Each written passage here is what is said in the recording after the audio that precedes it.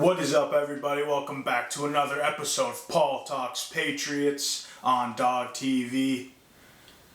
Another poor effort by the Patriots this week, and it's easily been the worst one of the year. Let's dive into it.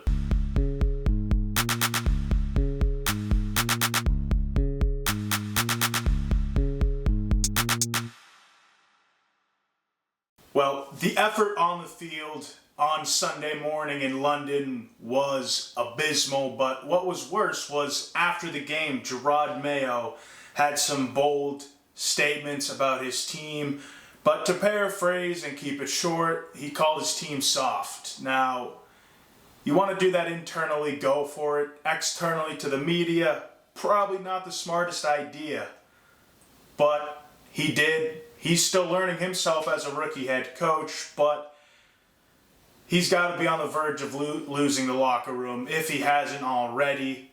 The good thing when you do stuff like that is that winning can fix a lot of the problems, and people will still buy in despite comments made like that if you are winning. Well, we are not winning. We have the projected number 1 overall pick in next year's draft. And everything looked bad on Sunday, except for, of course, Drake Maye. But after the game, Jalen Polk and KJ Osborne took to social media like some divas and posted stuff on their Instagram stories. KJ Osborne posted text with his agent hyping him up, talking about how Osborne wasn't even supposed to play and stepped up and did. And you know what? He did. That's right. But why did KJ Osborne post that on social media? Who the hell knows? He was brought here as a known good guy on the Vikings, someone that was supposed to help build a healthy, positive culture here. And he's doing the complete opposite of that right now. And to tag along with it, second-round draft pick Jalen Polk is also posting stuff on his Instagram story. Now, we all know last week, Jerod Mayo said that Polk had a mental problem, and that was leading to his drop passes. Jalen Polk responded by saying he still believed he had the best hands in the NFL, which we all know is not true, at least right now. But Polk, again, had a poor performance, 0 catches on 3 targets. And after the game, also on his Instagram story, posted a deuces with just a black screen. And I'm not sure if he's quitting on the team already. What that supposedly means, I'm not sure. No one has really said anything about it, but it's looking like he's already giving up 6 games into his career. So right now, looking like another terrible draft pick for the Patriots.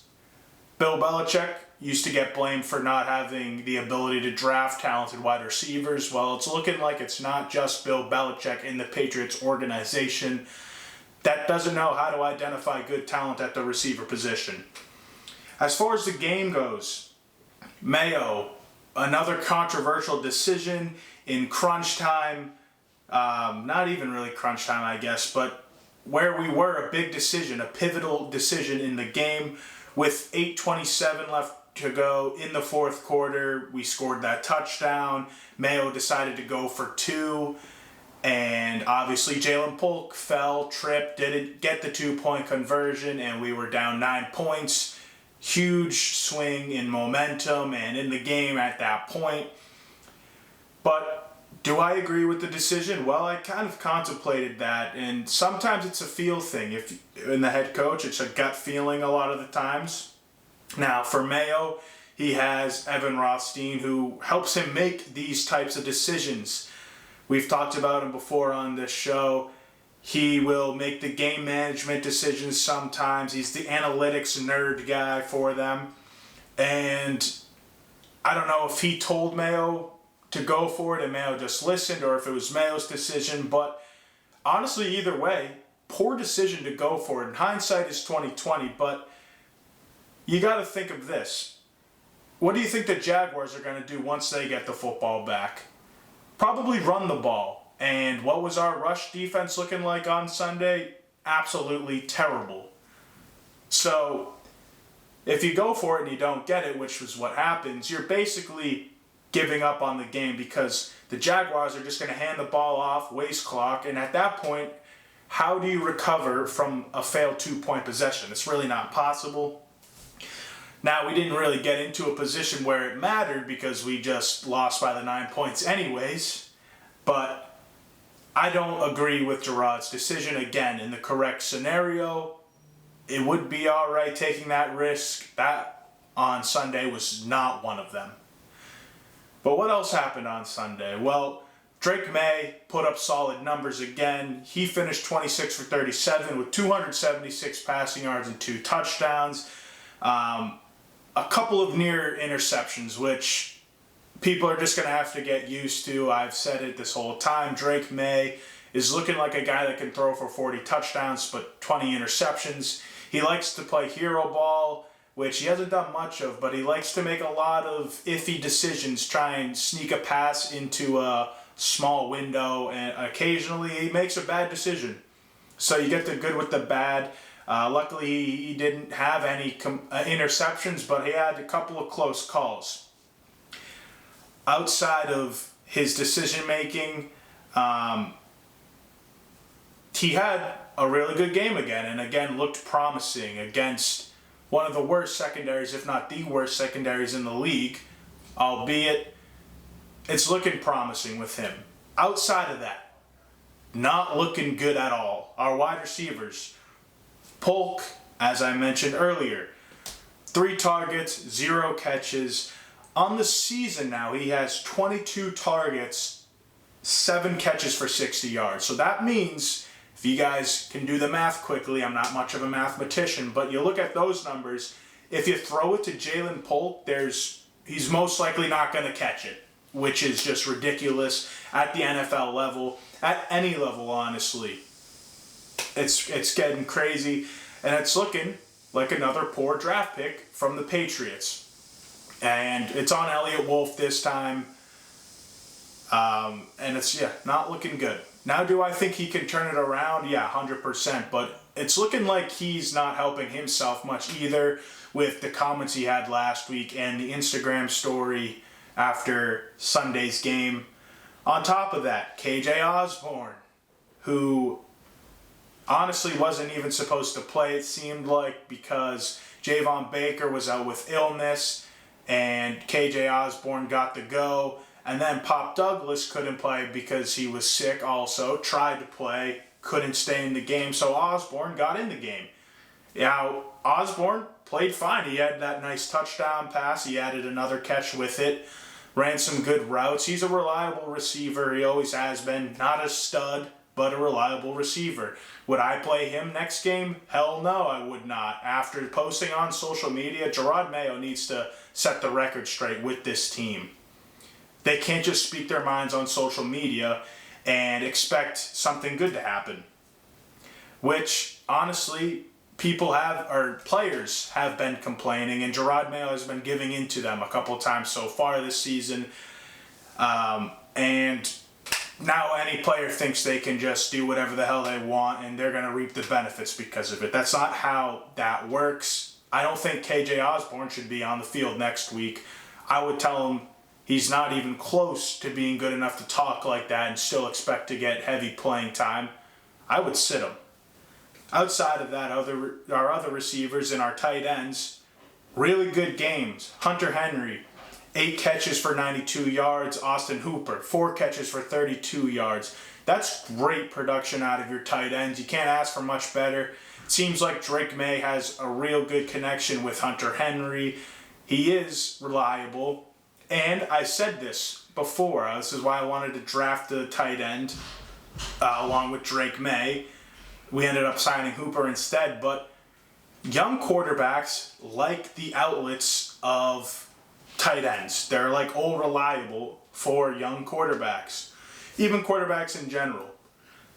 Tight ends, big body receivers, reliable, usually open short field. something quarterbacks can rely on a lot. So Hunter Henry has been Drake Maye's best friend along with Pop Douglas. But obviously Douglas was out with sickness. So Hunter Henry really stepped up.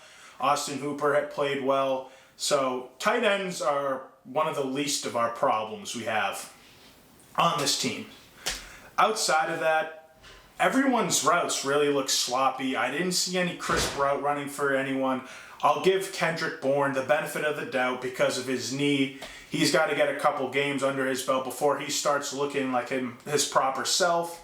Pop, who does run really good routes, was out with sickness, as I will say again.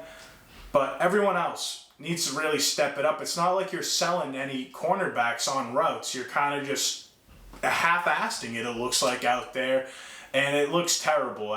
You got to get, that's a coach thing too. You got to get receivers to sell their routes. That's another coach thing, and they need to be reprimanded for that because, yeah, we don't have the best skills, the skill level from our receivers, but they can at least put more effort into some of their stuff, and that's one of them, route running. Get better at route running. You don't have to be too talented to be crisp in your route running. But outside of that, on offense, our rushing, horrendous performance from our rushing. 15 attempts for 38 yards. That's a 2.5 yards per attempt average. That is terrible. You should be hovering around the low fours, so almost half of what we should be averaging. And after starting the season off hot, Ramondre had a monster game against the Bengals. It's just gone extinct, really. Now, he was out last week with injury. He was playing a little bit injured this week because he was a game-time decision. He definitely wasn't 100%. So, you know what? I'll give him the benefit of the doubt, along with playing behind our terrible offensive line, which I'm about to get into soon. And then Antonio Gibson just didn't do anything either. So we need to figure that out. Our run game is what we wanted to be the staple of our offense. Jerod Mayo made that very clear at the beginning of the season, and now it's non-existent. So we need to figure that out. And Alex Van Pelt, again, that's on you. That is on you. Figure it out. Switch something up.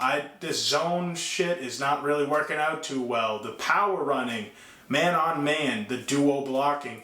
Ramondre has had most of his success in that. So maybe scrap the zones and stick to more man on man running. Drake Maye, threw the ball 37 times and still it wasn't enough, but because our rushing is so bad, he's going to need to keep throwing the ball about 40 times a game. And like I said, Jerod Mayo wanted the running to be the staple of our offense. Well, that was with with Jacoby Brissett behind center. Now it's Drake Maye. The kid's got a lot of talent. Obviously, that's why we drafted him 3rd overall. Start throwing the ball 40 times a game. Every game. When that happens, it opens up a lot more possibilities, and the defense will need to respect the pass along with the rush and not focus in on one or the other. We need to have versatility in our offense, and defenses need to respect both the pass and rush, and then the versatility will come into play. As far as the offensive line goes, I wouldn't say they played terrible, but they definitely didn't play good. Ben Brown, that center that we signed off of the Raiders practice squad miraculously, actually looks decent. He's a big body, 6'5", a little over 300 pounds, and he's looking really good. He moves well out there. I like what I saw from him. I'm not going to sit here and say that he's the future, but he looks like he's a competent NFL lineman, which is, you know what, when the bar is set so low, I'm happy to see that on our team this year. Michael Jordan, terrible game at left guard. Just really inconsistent the whole way through. Not impressed with him at all. Outside of that, Demontre Jacobs played better, actually. last week going against maybe the best pass rushing team in the NFL. This week, still a respectable pass rush team, and he looked better. Would I consider him a solid option still? No, not at all. But credit to offensive line coach Scott Peters. It looks like he's putting in work with DeMontre Jacobs. You could also see improvement in Vidarian Lowe's game that I've talked about. I will give all the credit to Scott Peters for that. Seems like he's figuring it out. Again, Jacobs and Lowe have both improved at the left tackle position this year. And it looks like Scott Peters is one of the few good coaches on this staff right now. So, not a problem. The offensive line is a problem. The guy coaching them seems to be doing his job well. I see improvement in the offensive line, at least at the tackles.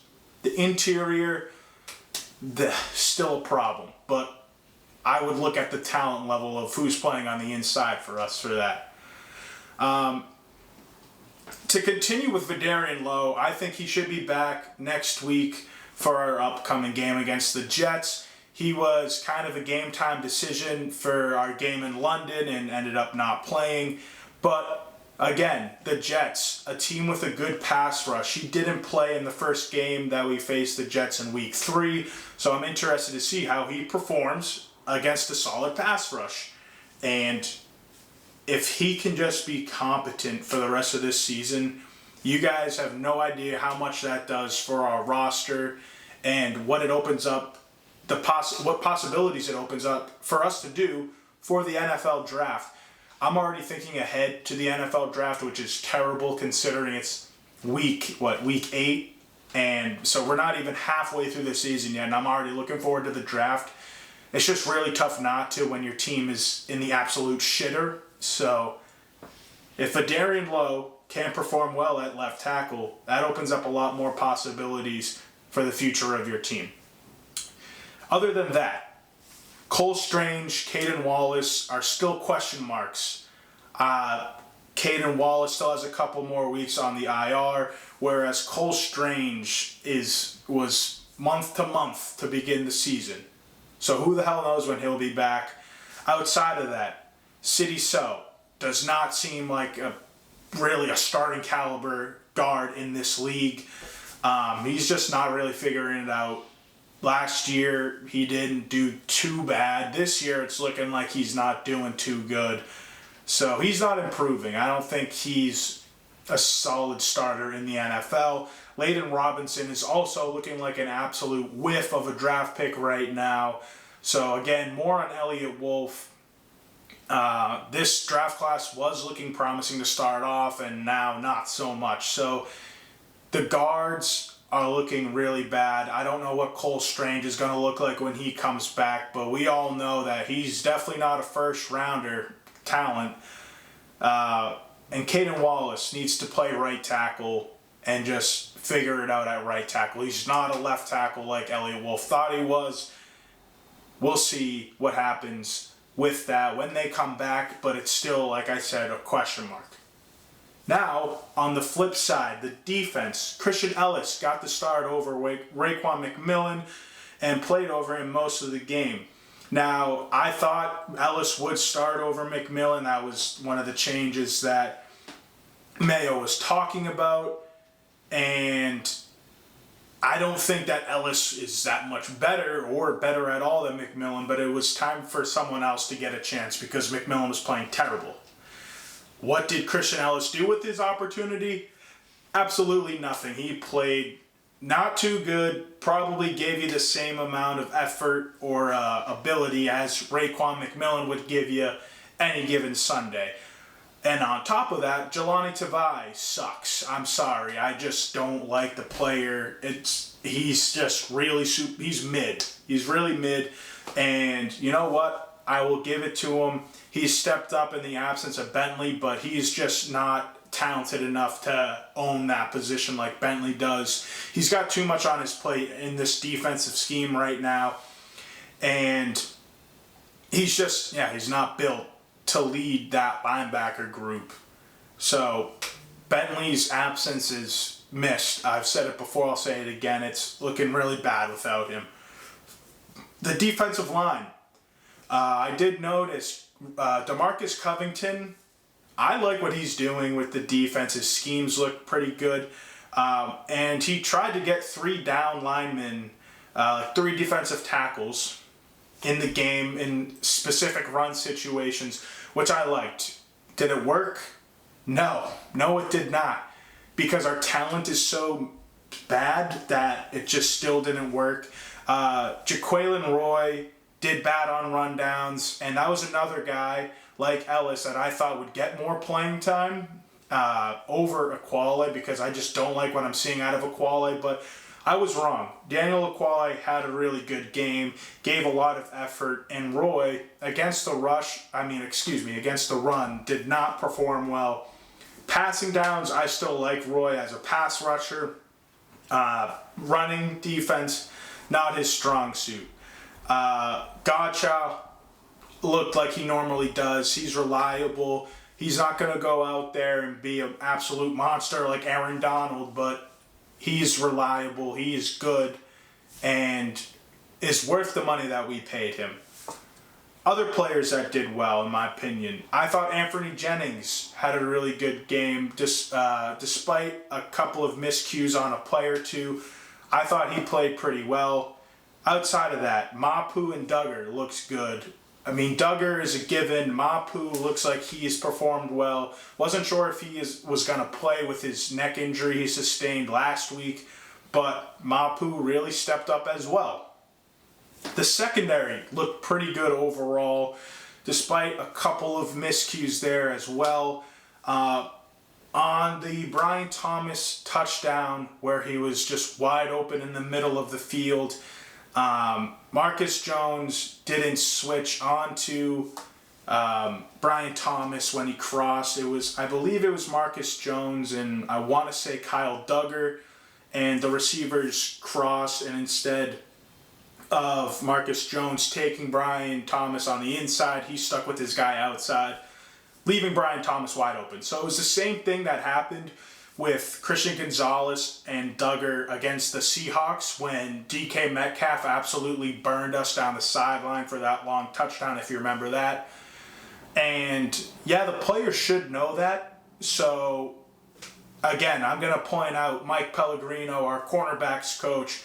You need to fix that. You need to step up. And I will say, the cornerbacks, and this isn't saying too much with how bad our team has been this year, the cornerbacks have probably been our best group of players this year. But this is a problem that needs to be fixed. The corners need to be able to communicate better and switch when necessary, because they seem to be struggling to do that this year. Outside of that, I've had enough talking about that, but I do have a new segment for you guys. We Are So Bad. It's a pretty fitting name, I would say. It's called What the Are You Doing? And it's a segment where you see a really bad play and we figure out what the player is doing. Gonna go to commercial break and I'll be right back. Malo is my French bulldog. He made my heart bigger when he came in my life. He never really liked his food. He wouldn't eat till like 10 o'clock at night. To me, it was saying, oh, I guess I don't want to starve. He was having skin breakouts, and putting the 2 and 2 together, what you put into your body is what you get out. I know that if I'm eating a bunch of processed food, I'm not going to feel good. So that kind of led me to Farmer's Dog. Immediately, his skin issues went away. I love what they're doing. It's already portioned out. He's eating whole foods. It's amazing. On the College Football Dogs website, you'll find a main page that features some of our biggest and newest stories. Our conference pages for content related to your favorite team's conference. Our team store, where we have products that are available all year long, as well as gear available for a limited time only. Our podcast page, where you can see when one of the 12 plus College Football Dogs podcasts is streaming live on social media. Our subscription page, where you can join our Discord. If you're interested in becoming a contributor at College Football Dogs, email us at info@collegefootballdogs.com. If you enjoy any College Football Dogs content, we really do appreciate any donations you can make by visiting the donate page on our website or scanning the QR code here. College football dogs for the fans. All right, welcome back to Paul Talks Patriots on Dog TV. Well, I'm excited for this new segment. We have 3 plays to go over, all of which are absolutely terrible, and we will try and figure out what the they are doing. First, we got Raekwon McMillan.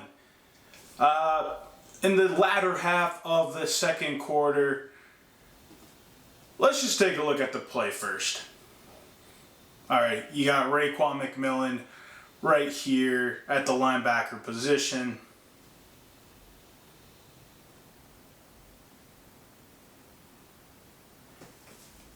And Tank Bigsby gets a massive gain on the play, which begs the question, Raekwon McMillan, what the fuck are you doing? Let's run it back. Alright, well, there's Raekwon. So what he's supposed to do on run plays is stuff this hole right here. Now what does he do? Goes on the complete opposite side of the field for God knows what reason. So this right tackle right here is going to come up, this left guard is going to pull around, and we're going to be completely outmatched.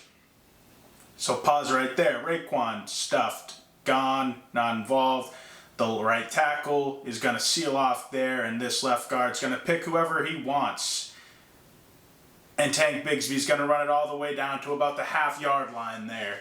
So, I'm not sure if that was scheme, or I'm not sure if Raekwon McMillan just had no idea what the hell he was doing, but that was terrible. And that can't happen, because look what the result was. So Raekwon McMillan, you are the first victim of this new segment of mine. Probably not going to be the last time you're going to be on this segment either. Next, we have Christian Ellis, who was supposed to replace Raekwon McMillan and improve the defense. Well, that didn't happen because take a look at this play, and this wasn't the only bad play from Christian Ellis. All right, here's Ellis at the top of the screen, linebacker, and just watch him. And a massive gain. I believe that one went for 26 yards. 26 yards on that play. So, Christian Ellis, what the are you doing? Let's take a look. Here he is again. Now what's going to happen interesting here, that's Mapu. Looks like he's going to blitz. What he's actually going to do is drop back into coverage. Back here, Kyle Duggar is going to come up and cover for Jelani Tavai, who is going to blitz instead of Mapu. So a little rotation there. You can watch that, but really focus on Ellis. So yeah, Mapu, Duggar, Tavai, blitz. See Mapu start to back up. They rotate up. So Christian Ellis is responsible for that upper middle half in zone coverage, where Duggar comes up and responsible for replacing Tavai and covering that lower middle section in zone coverage. But watch what Christian Ellis does. Goes down to cover Tavai in Duggar's spot, and so you got 2 people in one zone and leave the middle of the field wide open for their running back and a massive gain. So, Christian Ellis, what are you doing, my man? You're supposed to cover that spot of the field. Had he done his job, it would have been at least 20 yards less of a gain. They probably don't get a first down there, and who knows what happens with the drive after that, because now they're at the 32-yard line in field goal range, and you change the complete aspect of that defensive drive. Terrible play by Ellis. And last, but certainly not least, we have this play by City So. Take a look. All right, here is So at right guard. He's on the left side of your screen.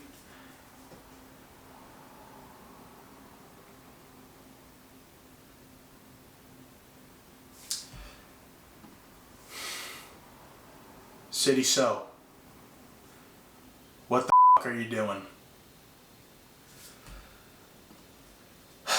Alright, up here again, that's so he's supposed to block the defensive tackle here, and he's dead set on it. But what happens? The D tackle goes inside, the linebacker runs a stunt and goes to So's outside, so should be blocking that linebacker. What does he do? Gets absolutely confused. He steps in to block the D tackle, has all his weight going there when he's really supposed to be engaging with the linebacker here. Gets super confused and has no idea what he's doing, so he just doesn't block anyone. And luckily, Drake Maye gets the ball off there quickly, or he would have gotten absolutely murdered there. He would have got completely murdered and probably would have taken a while to get up after that one because their linebackers on the Jaguars like to hit hard. So, City So, absolute terrible job by you. I don't want to see you on the field. If I do, I will be concerned for Drake Maye's life. That's all I got for my new segment. What the are you doing? Now, we can move on to the Patriots versus Jets. Well, the Jets, if you watched, they were on prime time Sunday night, and it did not go well for them. They lost 37-15 to the Steelers. They are now 2-5, a team with playoff hopes. But you know, the Jets are going to find ways to lose just like they always do. And yeah, they're 2-5 now, just a game ahead of you in the standings, surprisingly. But since we last played them, the Jets fired head coach Robert Saleh. So defensive coordinator and former NFL player Jeff Ulbrich took over. He was named as the interim head coach. And with that, offensive coordinator Nathaniel Hackett was demoted, and passing game coordinator Todd Downing was named interim offensive coordinator. So there's a lot of switching going on. Clearly, Nathaniel Hackett wasn't getting the job done with Aaron Rodgers and the rest of the Jets offense, so they had to switch things up. Ulbrich clearly isn't doing too good of a head coaching job so far, considering he's the defensive coordinator, and the Jets just let up 37 points to Russell Wilson and the Steelers, who Russell Wilson hasn't played a game in I don't know how long, and probably about a year. I think when we played Denver last year, maybe a week after, that was the last time Russell Wilson played. He got benched shortly after we beat them. So it's been almost a year since Russell Wilson has seen live game action. And he tossed up 37 points on the Jets. So also since we last saw the Jets, they added wide receiver Davante Adams from the Raiders. They traded a conditional third-round pick, which becomes a second-round pick contingent on the Jets making the conference championship or Davante Adams being on one of the all-pro teams. Neither probably happening, honestly, the way their season is looking, and considering Davante Adams sat out 3 games for the Raiders and then came to the Jets and had 3 catches on 30 yards, and I believe that was on 9 targets. So, really, again, the Jets just finding ways to lose. And as much as I talk bad about how poorly they've played since last time we played them, well, you guys remember, or maybe you've tried to forget how bad we were against the Jets. But last game we played them, we lost 24-3 on Thursday night for the whole nation to see. It was our first game without Jawan Bentley, and the Jets rushed for 133 yards, the first time we were exposed in our run game, and it hasn't been good since then. On top of that, Rodgers had his best game statistically he's had all season. He finished 27 for 35 for 281 yards and 2 touchdowns. He basically did whatever the hell he wanted because we couldn't get pressure on him, and he had time to sit back there and dice up our defense. Also, Brissett played terrible like he did just about every other game, and got to the point where Drake Maye got to see his first regular season action in the NFL after we were getting blown out. They got sacked a combined 7 times, and Drake Maye looked like he was going to the hospital The couple of times he got hit, pretty bad. On top of that, the run game did go well for the Patriots. Gibson and Stevenson combined on 11 carries for 52 yards. Obviously, we couldn't get the run game going too much because we were so far behind. We had to pass the ball more.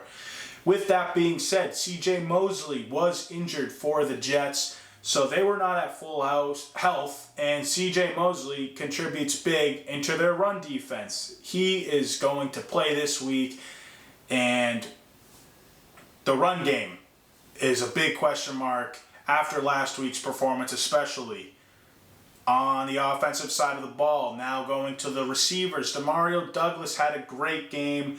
This was his first game after complaining that he wasn't getting the ball enough and throwing a hissy fit in the middle of our game against the Seahawks, if you guys remember that. But Jerod Mayo caved and got him the ball. It did work out, though. He finished with 7 receptions for 69 yards. So another guy to look out for this week if he's all healthy. He should be, because he wasn't dealing with an injury. He was just sick against the Jaguars. But we do match up terribly with them, which I said before this game on the show.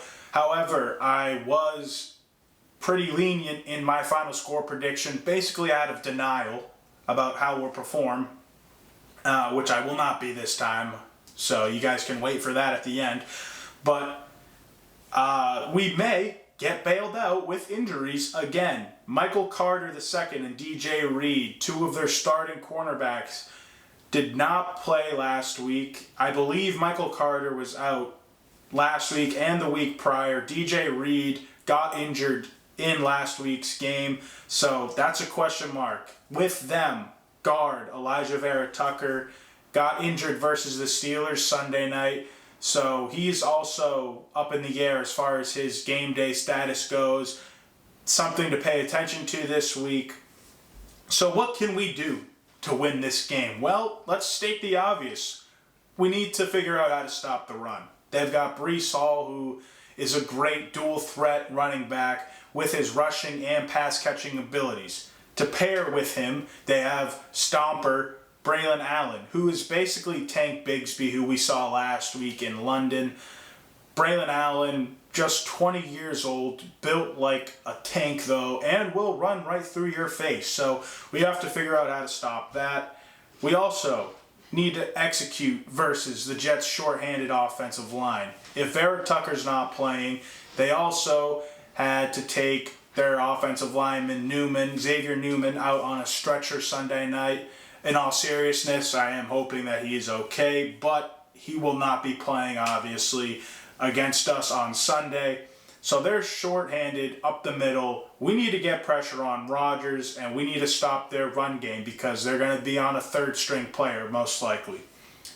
Also, Drake Maye, going to need to try and dice up their defense if Michael Carter II and DJ Reed are not playing. That just helps him a lot either way. He's going to need to try and throw the ball 40 times and move the ball through the air, which is going to be tough because they're probably going to be keying in on that. Our run game needs to be average, just average, mediocre, not top-notch, not premier, just average, so the defense can at least respect our run game and not key in on Drake Maye's passing.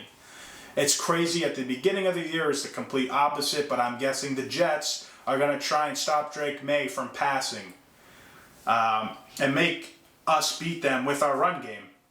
So we need to perform well on the ground, and Drake Maye will have a lot better opportunities through the air.